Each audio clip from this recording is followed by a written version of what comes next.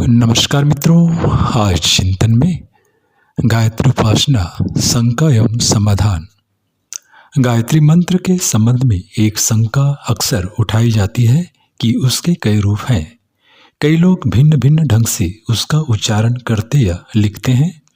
वस्तुतः शुद्ध रूप क्या है, इस संबंध में सारे ग्रंथों का अध्ययन करने पर निष्कर्ष यही निकलता है कि गायत्री में 8 अक्षर के 3 चरण एवं 24 अक्षर हैं। भू भुवा स्व के 3 बीज मंत्र ओजस, तेजस और वर्चस को उभारने के लिए अतिरिक्त रूप से जुड़े हुए हैं। प्रत्येक वेद मंत्र के आरंभ में एक ओम लगाया जाता है।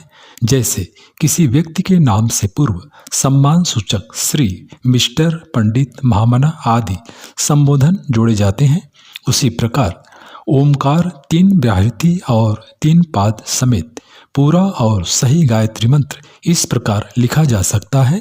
ओम भूर्भुवः स्वः तत्सवितुर्वरेण्यं भर्गो देवस्य धीमहि धियो यो नः प्रचोदयात्।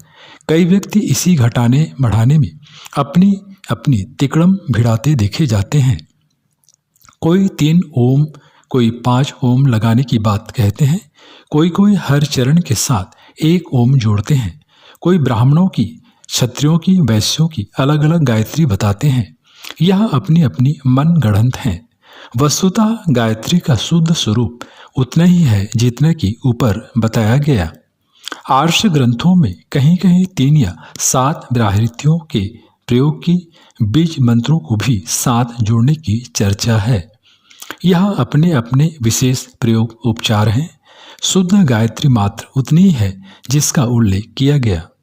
वेदों में अनेकों मंत्र हैं, फिर गायत्री को ही प्रमुखता क्यों दी गई, इस पर विचार करने पर मत यही बनता है कि यह मंत्र की अपनी विशेष गरिमा है। इसका उल्लेख वेदों में स्थान स्थान पर हुआ है तथा अन्यान्य धर्म ग्रंथों में भी महात्म्य सहित प्रमुखता दी गई है। देव संस्कृति के 2 प्रतीकों शिखा और सूत्र यज्ञोपवीत को भी गायत्री का ही बहिरंग पर आरोपित स्वरूप माना जा सकता है। एक को सिर पर धर्मध्वजा के रूप में तथा दूसरे को कंधे पर उत्तरदायित्व अनुशासन के रूप में धारण किया जाता है। यह गौरव किसी भी अन्य मंत्र को प्राप्त नहीं है। हर धर्म का एक प्रतीक बीज मंत्र होता है। इस्लाम में कलमा, ईसाई में वातिस्मा, जैन धर्म में नमोकार मंत्र आदि का प्रचलन है। भारतीय धर्म का आस्था केंद्र गायत्री को माना गया है। इसे इसके अर्थ की विशिष्टता, सन्निहित प्रेरणा के कारण विश्व आचार संहिता का प्राण तक माना जा सकता है। वेदों की सार्वभौम शिक्षा लगभग सभी धर्म संप्रदायों में भिन्न भिन्न रूपों में प्रकट हुई है। गायत्री रूपी बीज के तने पल्लव ही वेद शास्त्रों के रूप में दृष्टिगोचर होते हैं। इसी कारण उसे वेद माता कहा गया है। वेद माता अर्थात सद्ज्ञान की गंगोत्री। इसे देव माता कहा गया है, अर्थात जनमानस में देवत्व का अभिवर्धन करने वाली। विश्व माता भी इसे कहते हैं, अर्थात वसुधैव कुटुंबकम के तत्व दर्शन तथा नीति निर्धारण का पोषण करने वाली। ये विशेषण इसकी प्रमुखता के प्रत्यक्ष प्रमाण हैं। एक अन्य चर्चा इस उपासना के संबंध में की जाती है कि गायत्री मंत्र गुप्त है, इसका उच्चारण निषिद्ध है। यह प्रचार वर्ण के नाम पर स्वयं को ब्राह्मण कहने वाले धर्म मंच के दिग्गजों ने अधिक किया है। विशेषकर दक्षिण भारत में यह भ्रांति तो सर्वाधिक है। वस्तुतः गुप्त तो मात्र दुरंभ संधियों को रखा जाता है। श्रेष्ठ निर्धारणों को खुले में कहने में कोई हर्ज नहीं। गायत्री में सदा सहायता की रचनात्मक स्थापनाएं हैं। उन्हें जानने समझने को सबको अधिकार है। ऐसे पवित्र प्रेरणायुक्त उपदेश को उच्चारण पूर्वक कहने सुनने में भला क्या हानि हो सकती है। पर्दे के पीछे व्यभिचार, अनाचार जैसे कुकर्म ही किए जाते हैं। षड्यंत्रों में कानाफूसी होती है। किसी को पता न चलने देने की बात वहीं सोची जाती है जहां कोई कुचक्र रचा गया हो। सद्ज्ञान का तो उच्च स्वर से उच्चारण होना चाहिए। कीर्तन, आरती जैसे धर्म कृत्यों में वैसा भी होता है। तंत्र विधान की कुछ विधियां गुप्त रखी गई है ताकि अनधिकारी लोग उसका दुरुपयोग करके हानिकर परिस्थितियां उत्पन्न न करने पाए। मारन, मोहन, उच्चाटन, वशीकरण, स्तंभन जैसे आक्रामक अभिचारों के विधि विधान तथा तंत्र को इसी दृष्टि से किलित या गोपनीय रखा गया है।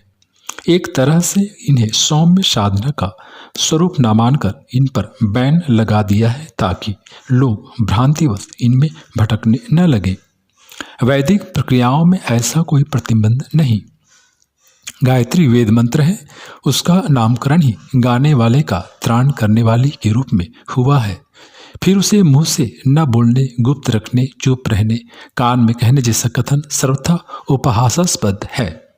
ऐसा वे लोग कहते हैं जो तंत्र और वेद मंत्र में अंतर नहीं समझते। गायत्री मंत्र का उच्चारण व्यापक विस्तृत होने से उसकी तरंगे वायुमंडल में फैलती है और जहाँ तक वे पहुँचती हैं वहाँ लाभदायक परिस्थितियाँ ही उत्पन्न करती हैं। उच्चारण न करने पर तो उस लाभ से सभी वंचित रहेंगे। क्या गायत्री की उपासना रात्रि में की जा सकती है? इस विषय पर भी भांति भांति के मत व्यक्त किए जाते हैं एवं जनसाधारण को भ्रांति के जंजाल में उलझा दिया जाता है। वस्तुतः गायत्री का दाता सूर्य है। सूर्य की उपस्थिति में की गई उपासना का लाभ अधिक माना गया है, किंतु ऐसा कोई प्रतिबंध नहीं कि सविता देवता की अनुपस्थिति में रात्रि होने के कारण उपासना की ही नहीं जा सकेगी। ब्राह्म मुहूर्त को भी एक प्रकार से रात्रि ही कहा जा सकता है। उसमें तो सभी को जल्दी उठकर उपासना करने और सूर्योदय होने पर सूर्यार्घ्य देकर उसे समाप्त करने की साधारण विधि व्यवस्था है। वस्तुतः सूर्य न कभी अस्त होता है और न देवता शयन करते हैं, इसलिए रात्रि में उपासना करने में कोई हर्ज नहीं। किसी को बहुत ही संदेह हो तो मौन मानसिक जप तो बिना संकोच कर सकता है। मानसिक जप पर तो स्नान स्थान जैसा भी प्रतिबंध नहीं है। एक और अहम प्रश्न है कि गायत्री के साकार एवं निराकार रूपों में से किसे किस प्रकार से उपासना प्रयोजन के लिए प्रयुक्त किया जाए। इसका समाधान मात्र यही है कि जिन्हें निराकार रुचता हो वे सविता के भर्ग स्वरूप का ध्यान करें। सूर्य का तेज प्रकाशवान स्वरूप उसका प्रतीक है। प्रभातकालीन स्वर्णिम सूर्य को सविता की आकृति माना जाता है। यह मात्र आग का गोला नहीं है, वरन अध्यात्म की भाषा में ब्रह्म भर्ग के युक्त एवं सचेतन है। उदयमान सूर्य से तो मात्र उसकी संगति बिठाई जाती है। इसके लिए सूर्य के स्थान पर दीपक को, धूप बत्ती की अथवा गायत्री मंत्र जिसकी किरणों के साथ जुड़ा हो, ऐसे सूर्य चित्रों को भी प्रयुक्त कर ध्यान नियोजित किया जा सकता है। साकार उपासना में गायत्री को माता के रूप में प्रतिष्ठित किया जाता है। माता होते हुए भी उसका स्वरूप नव यौवना के रूप में दो कारणों से रखा गया है। एक तो इसलिए कि देवत्व को कभी वार्धक्य नहीं सताता, सतत उसका यौवन रूपी आधार उभार ही झलकता रहता है। सभी देवताओं की प्रतिमाओं में उन्हें युवा सुदर्शन रूप में ही दर्शाया जाता है। यही बात देवियों के चित्रण करते समय भी ध्यान में रखी जाती है और उन्हें किशोरी निरूपित किया जाता है। दूसरा कारण यह है कि युवती के प्रति भी विकार भाव उत्पन्न न होने देने, मातृत्व की परिकल्पना परिपक्व करते चलने के लिए उठती आयु को इस अभ्यास के लिए सर्वोपम युक्त माना गया है। कमलासन पर विराजमान होने का अर्थ है कोमल सुगंधित उत्फुल्ल कमल पुष्प जैसे विशाल में उसका निवास होने की संगति बिठाना। यही है विभिन्न रूपों में उसकी उपासना का तात्विक दर्शन। स्त्रियों को गायत्री का अधिकार है या नहीं, यह आशंका सभी उठाते देखे जाते हैं, धर्माचार्य भी तथा शोषक पुरुष समुदाय भी। वस्तुतः नर और नारी भगवान के दो नेत्र, दो हाथ, दो कान, दो पैर के समान मनुष्य जाति के दो वर्ग हैं। दोनों की स्थिति गाड़ी के दो पहियों की तरह मिलजुल कर चलने और साथ साथ सहयोग करने की है। दोनों के कर्तव्य और अधिकार समान हैं। प्रजनन प्रयोजन को ध्यान में रखते हुए एक का कार्य परिवार, दूसरे का उपार्जन उत्तरदायित्व इस रूप में बंट गए हैं। इस पर भी वह कोई विभाजन रेखा नहीं है। सामाजिक, आर्थिक, साहित्य, राजनीति आदि में किसी भी वर्ग पर कोई प्रतिबंध नहीं है।